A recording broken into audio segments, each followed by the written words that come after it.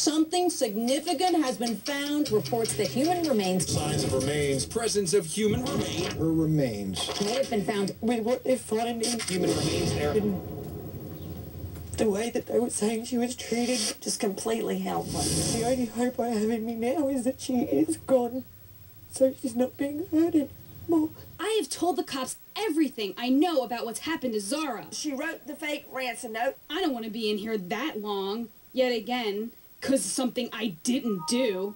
He did all this. And the father was complicit because he called in a fake 911 call about his daughter. So no one has seen your daughter since 2:30 this morning? No, like I said, we had all that drama last night. He was so stone cold on that one. They should tell what they know. Tell what happened. Zahra isn't missing. Said anything, Adam? Put her to rest. We are taking your calls live. We are going live now to Granite Falls, North Carolina, where the remains of little Zahra have been found. For those of you just joining us, we believe that portions of this child's body, the child that we have been looking for over a month now, have been recovered. Police, cops, sheriffs have done an A+ job. They're not saying a word. They are tight-lipped. Everybody we approached yesterday would say, I can't talk, I can't talk, I can't talk. Today, when questioned up and down and all around, they would say, whatever you're getting, you must have gotten it somewhere else. We didn't release it, and we are not confirming it. They would not deny it either. Straight back out to John Miller, editor, Hickory Daily Record. John, so many sources are telling us this is Zahra, her bones. Some of her bones. What are your sources telling you? Our sources are telling us that it is human remains. I think one of the problems is that the police really don't want to speculate because there's so much concern, there's so much anger in the community that they don't want to go as far as speculation might take them. So that's why they clammed up today, didn't have much to say. We appreciate the fact that they don't want us to speculate too much further, but we do understand that it's our job to get as much information as we can. And we found out today that they have not talked to any of my reporters or photographers on or off the record, and that's very unusual. Okay, same question to you, Alexis. What are your sources telling you? Nancy, like John said, we're hearing that this is partial remains, not a full body. Again, sources reporting this. Another interesting thing to note, though, Nancy, is something that Gene Cassar has touched on earlier, is that the location where the excavation took place behind me here, there was a white flag that was put there, an evidence flag. And it's important to note that when the bone was found earlier, a couple weeks back, it was a white evidence flag that was used to mark that bone that's now being tested by the state laboratory. Out to the lines, Debbie, Illinois. Hi, Debbie. Hi, Nancy. I just wanted to know why Zahra's father is still out of jail. You know what? That was my next question after I took this call. I don't get it. Mark Glass, why is he walking around? Well, I don't quite get it either, but as I said earlier, you know, if in fact his story is true and his involvement is involvement of extreme neglect rather than participating in her demise, then that just might be the reason. Mark, you heard the 911 call. You know that he knew his wife wrote the ransom note. All right? The fire was a fake. They set the fire. All right? So, knowing all of that, how could he not be involved? He is involved in the cover-up. Do we hear him on the phone? He knows it's her handwriting. He lied to 911 dispatch. I am not going to sit here and defend Adam Baker. I can assure you of that. I know you're not.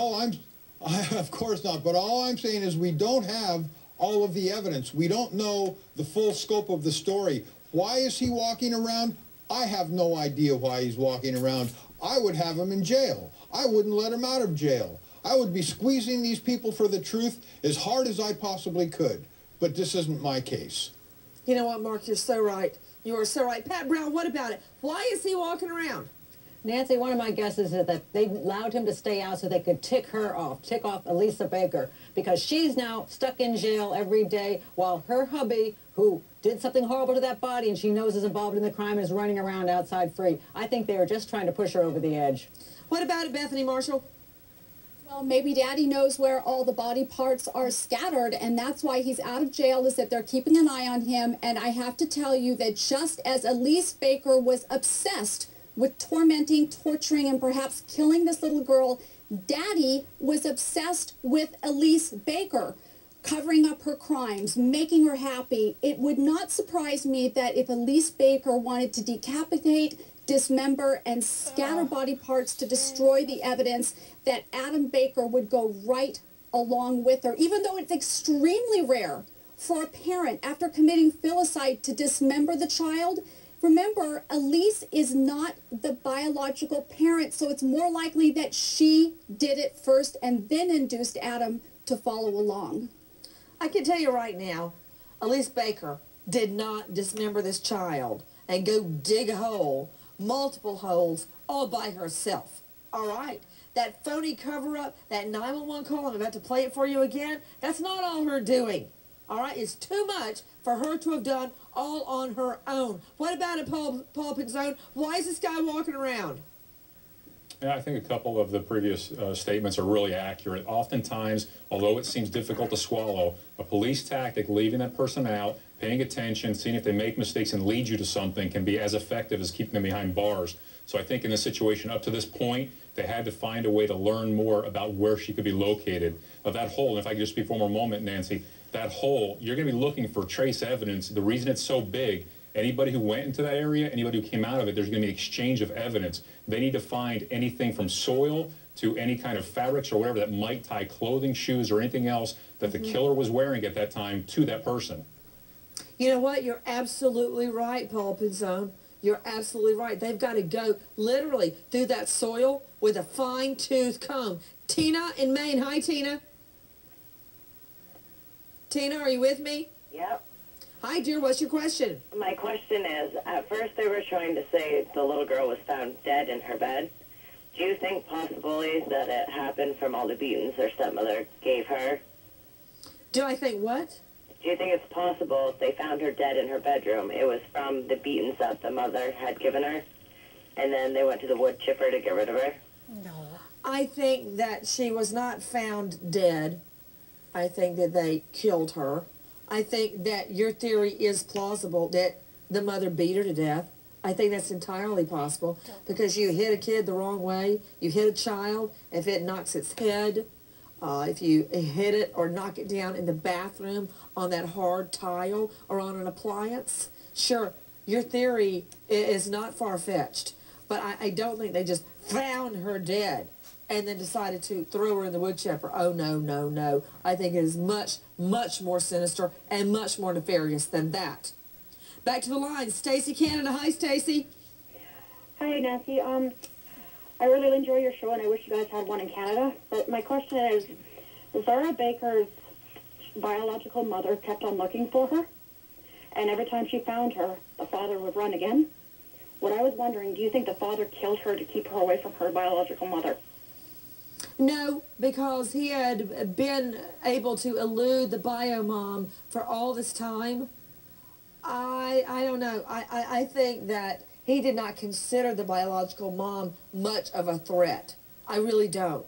But there have been cases, many cases, where one parent kills to get back at the other one. So your thinking is not far off the mark in many, many cases too. Deborah, South Carolina. Hi, Deborah. Yes. Hi, dear. What's your question? Someone took my question. I was going to ask, why hasn't the father been placed in jail You yet? know what, Deborah? You know what? It's worth talking about again. You know, from what we know from Elisa Baker, from what the facts suggest, and the 911 calls suggest, you know what? He should be behind bars. As we go out, Liz, let's hear the daddy call 911. Take a listen to this. I don't really want to listen to it again. It has been reported that Adam Baker was down at Hickory Police Department today. And unknown how long he was there, but he was able to walk out. So either he came in for questioning or he volunteered, who knows. But it has been reported that Adam Baker was at the Hickory Police Department. Also, what really concerns me is this hole that has the evidence flag is not being protected. Anybody could walk up to that hole. There was somebody that the media had taken pictures of it. If it was broad daylight, I'm sure the producer that is at the scene could walk right up to the hole. That part I don't understand why it's not protected, especially since they're talking about if someone was digging in the hole, there would be evidence possibly from shoes or a piece of material off a pair of pants or whatever, but it's open. It's open for anybody to go. I just find that so odd.